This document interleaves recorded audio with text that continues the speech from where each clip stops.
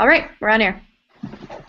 Hi, welcome everybody. I'm Denise Comer from Duke University, and this is a live Google Writing workshop affiliated with a MOOC, a massive open online course called uh, English Composition 1, Achieving Expertise.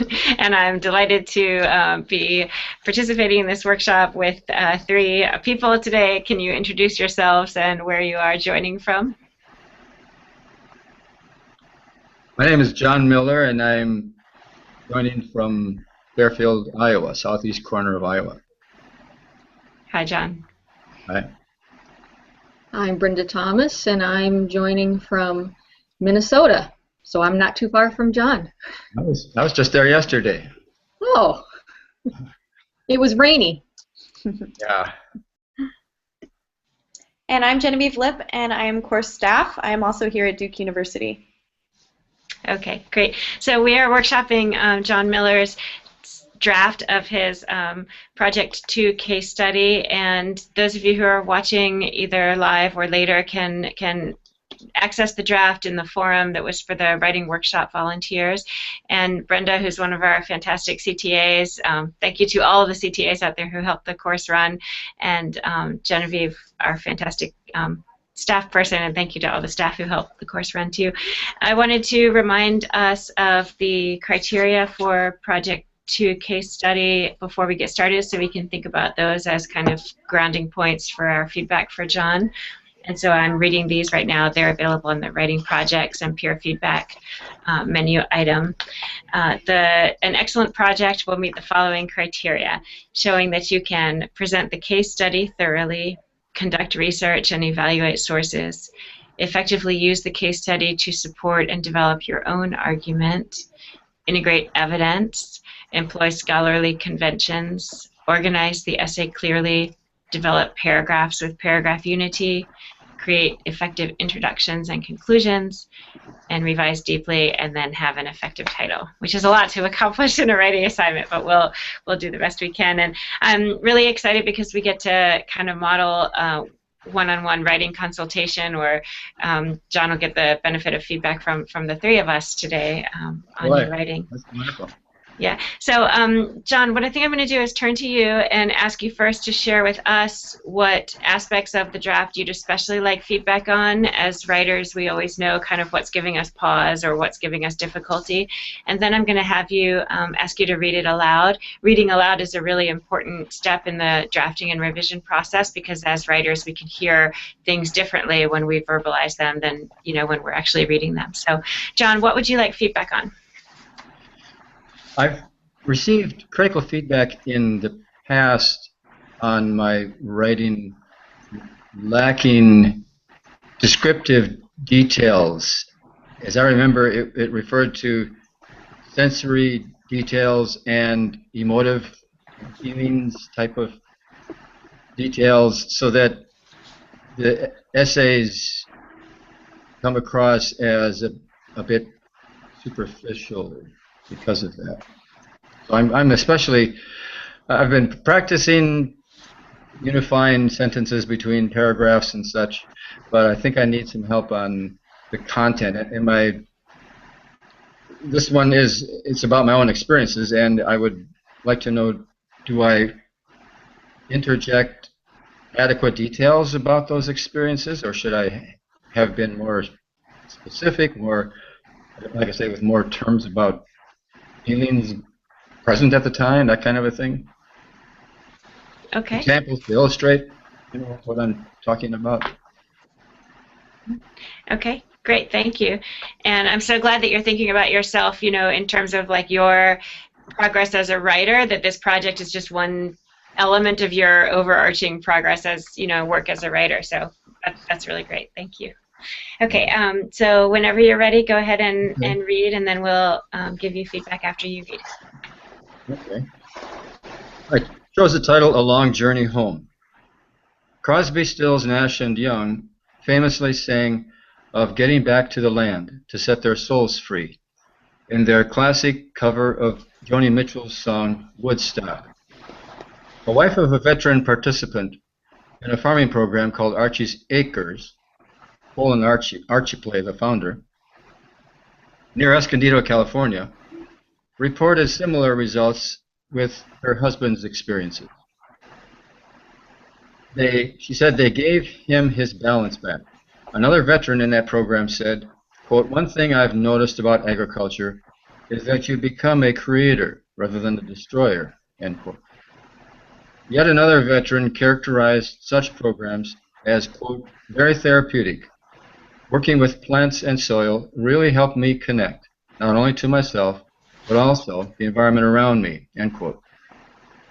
These programs serve three purposes: giving vets a career path and helping them cope with post-traumatic stress disorder, PTSD, while providing food for all Americans. What is PTSD? It is characterized by a group of symptoms following exposure to a traumatic event, such as war, natural disaster, or violence. Should I mention the sources for those? Anyway, it's from a book written in 2005. Okay. These symptoms include numbness or absence of emotional responsiveness, difficulty recalling an important part of a trauma, experience of flashback or a return to a vivid sense of the trauma, avoidance of stimuli that recall the trauma, and irritable mood or sleep difficulties. Following my own military duty, I too chose farming, but I coupled it with something else. My duty, refereeing interracial arguments, facilitating role plays, showing videos of racial violence, and receiving participants' stories of it, became so personally damaging after 16 months that it led years later to a non-combat post-traumatic stress disorder diagnosis. Typically, this means experiencing symptoms of flashback, avoidance, numbing, startle response, and especially for me, deep anger. One evening after class, I experienced a frightening impulse. I told my supervisor that I needed to get out of that duty or else return home a basket case. Unknown to me, he was a transcendental meditation practitioner and suggested that I learn meditation from a different program on base. I did so, learning a yoga-based alternative to TM and finding it so helpful that I was able to remain in my duty there. When I returned home in 1974, I intuited that what I needed most, in addition to practicing meditation, was to get back to the land of my childhood. I called my uncle and asked if I might work on his farm, where I had enjoyed many youthful visits.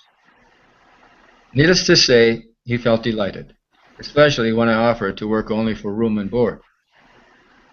The 3 seasons of work that I performed there, plowing, planting, disking, feeding hogs, cleaning their pens, while enjoying some spectacular sunsets, did just what Crosby, Stills, Nash and Young sang about. Playing with the mother cat's litter, I say about photo, but I neglected to include that, provided a delightful bonus to my farm experience, a stark contrast to my military experiences of vicarious violence. To witness such young, tender life on the farm truly was a precious experience. Coupled with the growth of farm crops and my personal growth in meditation, it all set my soul free, to quote Crosby, Stills, Nash, Young. Back then on the farm, I recorded some favorite moments of such freedom. To illustrate, on October 15th, 1975, quote, "Fall is such a special time of the year. Why? Perhaps because while I was chisel plowing, as the sun set near the grove, I became aware of the mystery of things dying, being covered, going to an unknown place. But it's a peaceful resting place," end quote. It suggests to me now the depth of my need then for such a rest.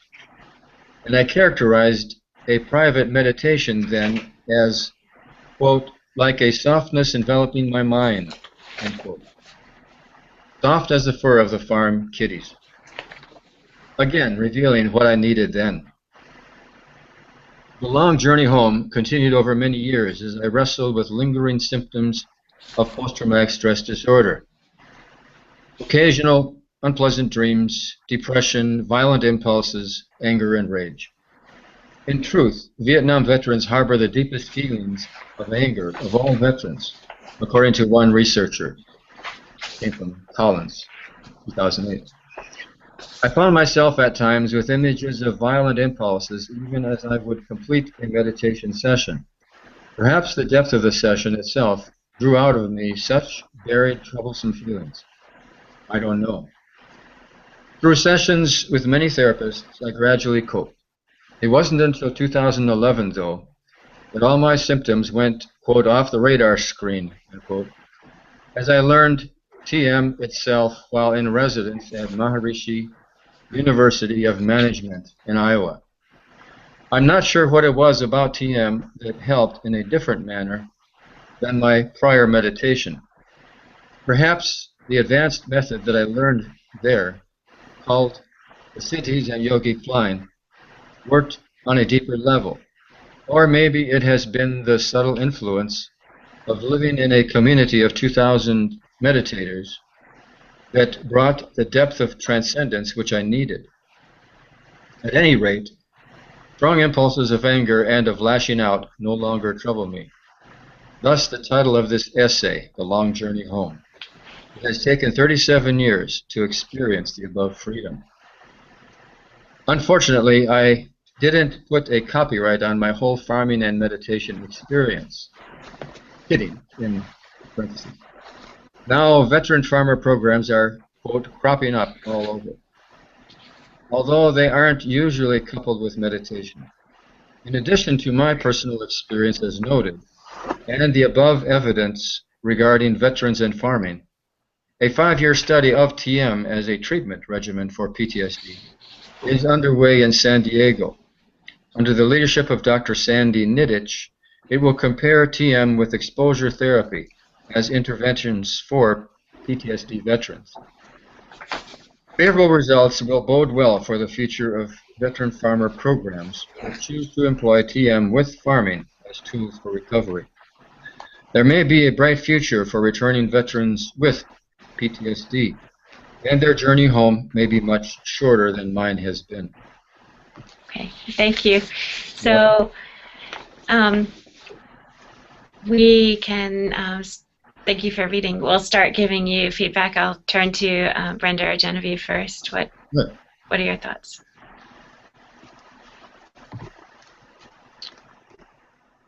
I can start in, let's see, I thought you gave good details. You were saying you had gotten feedback before that you didn't have enough specific details. I thought you gave a good definition, especially in explaining post-traumatic stress disorder and the symptoms there. Good, okay. Also in, let's see, maybe you could give more details about Maharishi University. Now, of course, I have heard of that place before and had many times have seen the sign off, I-35, but a lot of other people who haven't ever lived in Iowa, which I used to live there for over 20 years, aren't familiar with it, with that place. And so maybe a few more details about the university. Sure. I'll just interject for a second while we're talking about the details. I agree with what Brenda has said. I felt like you had strong sensory details. You had an example of, the moment when you went to your supervisor and you said you didn't think you could remain on duty anymore, and that was a good detail to include. And the evidence from your personal journal too added kind of sensory description to it. And I also noted that the Maharishi, am I pronouncing it right? Yes. Okay, that Maharishi University would be an opportunity for you to add some more details and also a few more definition about transcendental meditation too. Okay. In the same way that you defined PTSD earlier, if you could do that for TM too, that would be great. Okay, thank you. Oh, and I was also curious about what kind of crops were on the farm that your uncles, so you could add that detail too. Okay. Brenda, go ahead. Please continue. Um, well, I'll piggyback off something you just said, Dr. Comer, about his journal, and I'll bring it up just to get your feedback on it, because he's citing, he's quoting and citing himself, and I assume the journal maybe was not ever published, Right. and so I don't even know if it's necessary, Dr. Comer will tell us, to actually say that you're quoting yourself or citing yourself. I was just in a conversation actually on this topic with some college instructors just this week, and they were talking about this very thing of, if you've written something else, should you, and you're using it in a new place, should you cite it? You can quote, I mean, you can just say, here's what I journaled in 1975, rather than going through the whole proper reference and citing. But I'd be interested in what Dr. Comer has to say about that. Thank you for raising that question. And I think it is important to quote it and cite it, because for several reasons. Well, first of all, if you had published this journal, which you have not, but let's just get that part out of the way first. Anything that you have published, even if it's your own words, needs to be cited as an actual reference in whatever new writing, and to not do so is defined in U.S. academic writing practices as plagiarism. So even if it's your own words, you're supposed to cite something that was published before. Now, in this case, John, you're using, and you all can call me Denise, please. John, you're using your journal as evidence for an argument, and because you're using it as evidence for an argument, I would say it's all the more important to show that it's actually a text in the same way that other forms of evidence would count. So you're kind of like emboldening that evidence by using it as a text, and so in that sense it helps to cite it, because it becomes an actual like evidentiary item rather than just stuff you thought about, right, which has like a little less weight to it. So MLA, if you go to some of the resources for, you're using, well, you're not using MLA citation, you're using APA citation, Right. is that right? Yes. Okay, so if you go to the resources for APA citation, there should be guidelines for how to cite unpublished manuscripts, which, and you might have done it correctly. I don't have them in front of me, the guidelines, but that's what it's called, as an unpublished manuscript, and that's what you would use for your citation. And I also, Brenda, your question also raises the issue of personal evidence in scholarly writing. And I think depending on the disciplinary context and the writing project itself, the appropriateness for personal evidence is going to vary widely, right? But in this case, for this assignment, for your argument that you're making, John, I think the use of personal evidence is not only valid, but really important for your argument. And so, so I'm glad you're using it, and I'm glad, like I said, that you're using it as actual evidence in the form of quotes and citation, rather than just paraphrasing what it is you thought or went through, which would be okay too, but I think this is more powerful and effective as an argument. Good. Okay, thank you. I have a question about the feedback from you and I forgot. Thomas. I forgot her first name. Brenda. Mm-hmm. Brenda. And like, for example, when I wrote that I experienced what did I say? An alarming impulse, I think it was. And I went to my supervisor then. The impulse was actually when I was having dinner in a restaurant in Thailand, off base.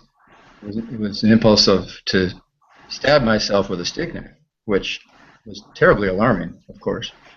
But it told me the depth of my need to address this issue of how stressful the job had become. Would that kind of detail be useful to include in the essay, or is that too personal? That would be a question. I'm going to let Brenda and Genevieve weigh in first, and then I'll share my thoughts too. Genevieve, what do you think? Goodness.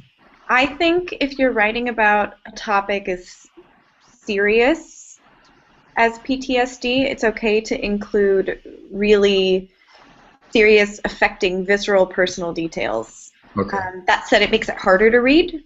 Yeah. So consider your audience. But if your audience are adult readers who are up for the challenge and want to understand what that's really like, then your own personal experience is all the more valuable if you include details like that, I think. Okay. Brenda? Good. Yeah, I would agree with Genevieve, and part of that also is what you're comfortable sharing about yourself. Um, and I'll join that with what Denise was saying, that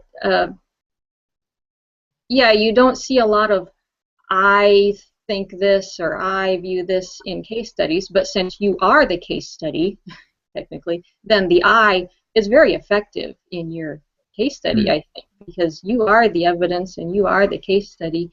Right. And I personally, I think you have enough detail about your PTSD, but if you want to go into more, I mean, you certainly could. That one paragraph where you are detailing when you got your diagnosis, I got a little confused at the chronology because at the start of the paragraph, when you said, following my own military duty, I was expecting the rest of the paragraph to be about when you were done with military duty, Oh, but then you jumped right into talking about while you still were in military duty. It was just my confusion, but okay. I caught up later with what you were doing, but Yeah. it was the chronology was a little confusing to me. Okay. Right. That is. I see what you're saying. I'll have to rework that. I agree. I think if you're willing to reveal that level of depth of personal experience um, and taking the audience into consideration, that it's appropriate for the context of the writing assignment, which in this case, these are adults, and maybe you're trying to, it seems like you're trying to reach, based on your conclusion, it seems like you're trying to reach readers who either may be experiencing PTSD or perhaps are at risk of experiencing it later in their lives, or those who are working to help support and mitigate the impact of PTSD. So for all of those readers, it seems to me that adding more description about specific kinds of impulses such as yours, right, would be helpful in illustrating your point. Okay. Thank you. That's good to know. And I do want to piggyback on what Brenda noted about the chronology, because I thought that for several of the paragraphs, the first sentence of each paragraph, that transition sentence, you might be able to strengthen that in terms of connecting from one paragraph to another so that readers can really follow the trajectory of your argument. So I'll give you an example of a few such moments. She pointed out the following my own military duty, but if you're starting with the Crosby, Stills, Nash and Young song, I was actually going to suggest that you maybe think about having a quote from some lyrics quoted at the beginning at the top as a way of further emphasizing that, and then you can describe it. But then in paragraph 2, you write, a wife of a veteran participant in a farming program called Archie's Acres near Escondido, California, reported similar results. And all of that information is great, but I wanted to point out to you that you're making your readers wait for, I don't know how many words, like 12 or 13 words before we're connecting it to the prior paragraph. And that's in the world of a reader, that's a long time. And so my brain at that moment was thinking, well, what connection is he making between the CSNY song? So you want to just have the kind of the transition, the old information, the connecting information sooner at the beginning of a sentence rather than later. Okay. Good. And so an example of a moment where you effectively accomplished a transition would be when you say, when I returned home in 1974, because that's reminding us, in the prior paragraph you were talking about during your duty, right, when you experienced the difficulties, and then when I returned home. So it's a very smooth transition. But I think you might want to look at every transition sentence for that kind of a flow. Okay? Great. Thank you. Yes. Sure. Okay, Brenda or Genevieve, you haven't gotten to share your thoughts. But Brenda, did you have other thoughts too? My last one that I have notes on is I thought his conclusion was a good wrap up of the whole case study. I kind of appreciated your little joke you had there. It was it was nice because it was a heavy case study, heavy topic, and then Right. it was the levity was it was nice, a nice touch. Uh-huh. Good. Okay. Genevieve, do you want to share your feedback? Well, I want to thank you for writing about this. It's personal to me because my own little brother is in his 3rd year of service in the U.S. Marine Corps. He hasn't been deployed yet, but I know that if he is, he's going to need all sorts of strategies for coping with things. Indeed. And so thank you for your writing. Most welcome. And I wonder if it's challenging for readers that the first sentence, which is also the first paragraph, isn't directly related to either meditation or PTSD, and those are big themes in your case study. So for me, I found it a little bit confusing to move from the first to second paragraph, and also to reiterate what Denise said about transitioning between them. Mm-hmm. But I think there's a way in your introduction you can make it easier for us to follow what the case study is going to be about. Does that make sense? So let's see. In other words, when I'm saying a wife of a veteran participant and so on, and the other veteran and so on, Mm-hmm. perhaps I should introduce those with some explanation of post-traumatic stress. I'm not sure. Is that what you mean? I might, or even use the word veteran sooner. I didn't actually know until I read it further that was the focus of the sentence. Okay. Because the subject is wife. So. Yeah, so maybe you could say something like the. It's not going to sound good when I'm just verbalizing it, but like the long journey home it resonates especially powerfully for veterans who suffer from PTSD as they are working to return to find their souls again or something like that. Okay. So explain the title soon.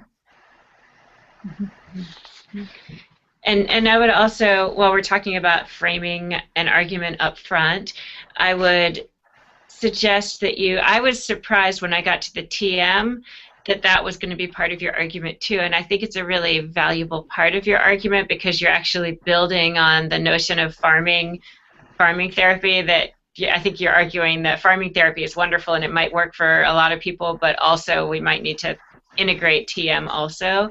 And as a reader, I was surprised to encounter that later on. So you might want to give a little bit of signposting early on in your essay, an argument or roadmap, like Genevieve was saying.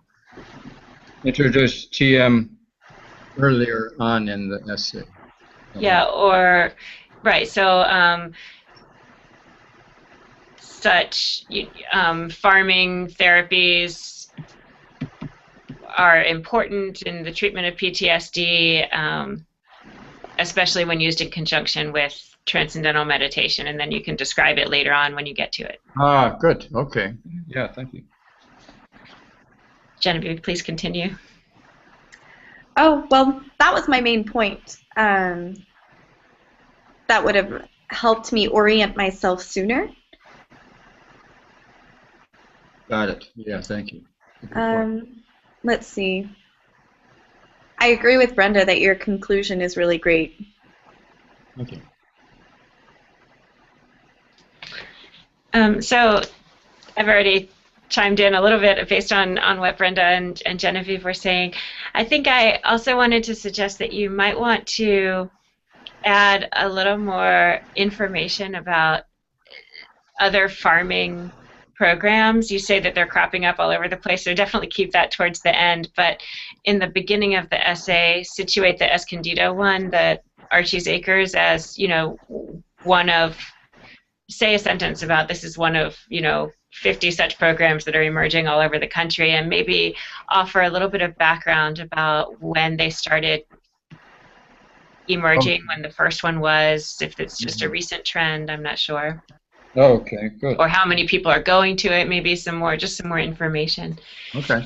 And in terms of the research, the essay seems also to rely on Collins a lot for the discussion about PTSD or the farming. And I guess as writers, we want to think about how making sure that our research is comprehensive as much as possible, right? We can never have like total comprehensiveness, but maybe adding a little bit more than Collins. Not that there's anything wrong with Collins. I'm sure Collins is great, but some more research, so you get some other research in there too. Mm-hmm. Good. Good idea. Thank you. And are you going to include the photograph? Yes. Okay, I think that's great, and I think you might want to include it rather than including it because you say above photo. I think including it right there in that paragraph where you're talking about the farming experience would be really good. Oh, okay. If you can embed it sort of beside the prose or within the prose. Yeah. Good idea. And when you first introduce the journal, you say, I recorded some favorite moments of such freedom, and if you could add a little more clarity there with I recorded in a journal, in journal form, that would help, I think. Okay. And my final bit of detail is that it wasn't clear the context of your service, that it was during the Vietnam War, or that it was where it was, or anything that you feel like you can reveal early on would help frame that. Also. Yeah, somehow I don't think I ever put the dates in, but I did write down earlier on that it was in Utapao, Thailand during Vietnam, but then it was at a bomber base. I could, somehow that got deleted or something. I don't know what happened, but yeah, that would make it more. And then I do have one other thought that occurs to me. So as writers, we also, with case studies, we want to show, it's a kind of a hard task to show that how one case study has deep impact, right, for all kinds of different people. And so we're always going to be wrestling between kind of focusing in on one case study, but then showing simultaneously how it's applicable and relatable to a larger number of people. And one thing that you might want to bring out more is the issue of non-combat PTSD in particular, because I think your essay, already it's clear that anybody, like I said, anyone working with PTSD or at risk of having it or who has it, yes, but then also there might be a whole group of readers out there who might assume that PTSD is primarily rooted in combat PTSD as opposed to non-combat. And so you might actually want to add a couple sentences more generally about where this could be more the research that you also bring in to supplement Collins. You could talk about the estimates for the numbers of people who have PTSD, and then drill down a little deeper to show that it's, that PTSD is not just like only this category of people, but there is also the combat PTSD and non-combat PTSD, and maybe there are others too that I don't, that you'd learned from your research or that you already know about. Sure, good idea. Okay, so do you have any other questions for us? Let me see. I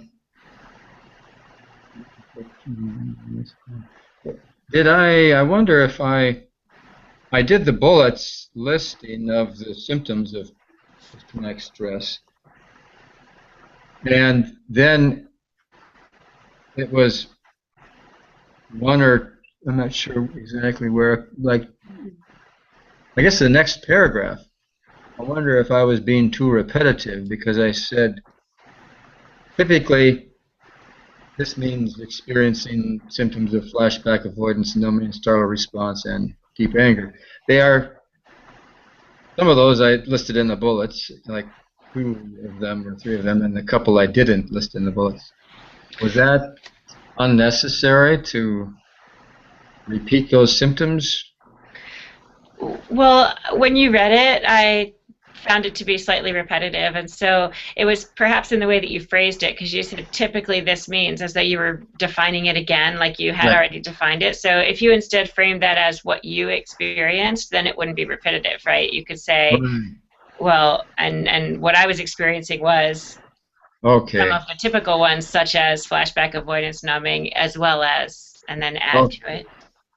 Now again, I mean, I could at that point, instead of just listing like that, I could share personally that when I was discharged from the service and was during the first summer after discharge, I again had some, rather disturbing symptoms. A couple of suicidal incidents, impulses, I should say, like driving into the oncoming lane of traffic, for example, that kind of a thing, or jumping off of a ranger tower I had climbed just out of interest. I climbed it, and then I got to the top, and suddenly this impulse arose. I was I was I was thinking that that may demonstrate the lingering impact of the post-traumatic stress issue, even after I was back from the service, living as a civilian, enjoying life, but yet this was present. Is that, again, useful detail? Is it too much personal information to... Brenda, Genevieve, what do you think?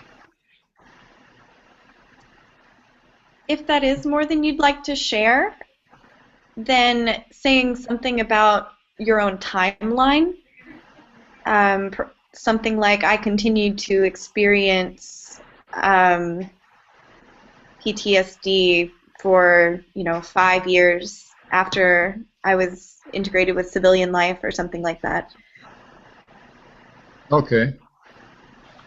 Or what you could do is just back up in your paragraph when you're describing your diagnosis, when you list, here are the things I experienced, flashback, avoidance, numbing. In your list of experience, you could just list generally suicidal thoughts and then just leave it at that, maybe, Okay. instead of going into detail about the exact way of thinking you would commit suicide. Okay, gotcha. Yeah. Yeah. And I'll add also, that might also be a way that you can fold in your argument about transcendental meditation as an important element alongside farming, because if those, I'm not sure what your timeline was, but if you had those lingering impulses even after the 3 seasons of the farming therapy, which was a self-created therapy, I know, so, but Right. the farming, then that could be demonstration of that farming did work. I mean, you could even say, it brought you peace in these ways, and yet still you had these lingering impulses that would surprise you at times, and it wasn't until the TM that Got it. that Right. worked. Yes. Yes. Okay.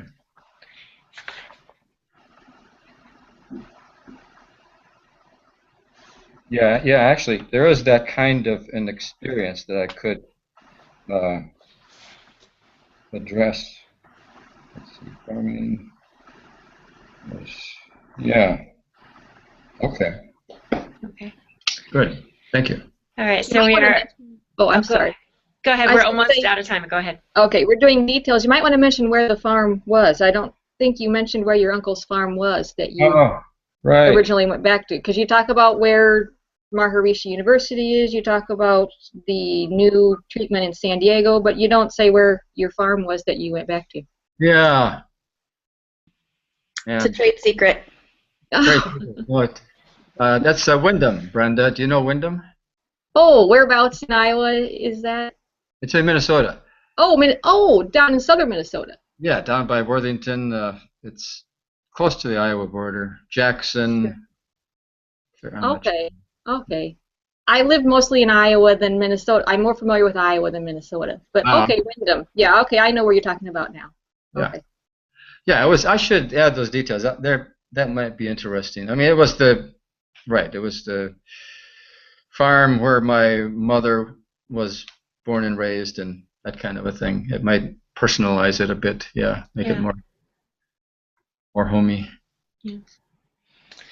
All right. So thank you so much to all three of you for talking about writing, and John, especially for sharing your writing and reading it aloud and responding to our feedback. Thank you very much. Hey, it's been such a treat. I signed up for this course, and of course, I was watching your videos all these weeks, and never imagined that I would be able to have a personal dialogue. This is like, Well, winning it's the my lottery. it's my honor to get a chance to have face to face with a participant in the course. So thank you, and Brenda, thank you so much for your work at CTA. The course really relies on you and the CTAs, and Genevieve. We couldn't do hardly anything without you with the course, so thank you. All right, Yes, so thank you as well. yeah, so I hope each of you has a great day, and John, good luck with your revision as you work on it this week. Thank you. Good day. Thank you. Bye. Bye. Okay.